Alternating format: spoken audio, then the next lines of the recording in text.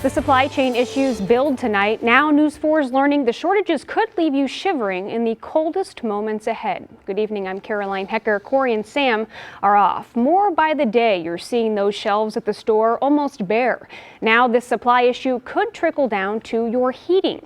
News 4's Russell KINSAUL is watching out for you tonight, focusing on this part of the shortages, explaining how if the heat goes, it could be gone for a while. Russell? Caroline, right now I'm in a neighborhood near Page and Dealman, and you may not know it, but a lot of the central heat and air conditioning units use microchips. The microchip shortage that has caused a shortage of new cars has also caused a shortage of these units. That, along with delays in the shipment of supplies, might leave some people in the cold this winter. They don't know. Nobody knows how bad it's going to get. Bart Inman's been installing and repairing HVAC systems since 1988, and he's never seen supply chain problems like he's seeing today.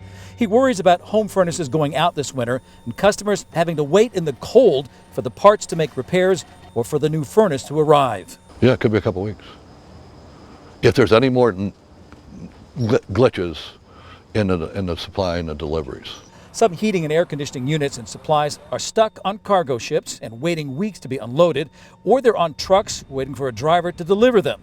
And some systems aren't even getting built because of a microchip shortage. It's spotty. It's not entire groups of things. It's just sometimes it's a component to complete a furnace. David MOHLER's with THOMPSON Supply. His company sells refrigerant for AC units, parts for making repairs, and whole HVAC systems. He heard there was going to be a shortage and planned ahead. I brought in more inventory than I normally do, by probably 25 to 30%.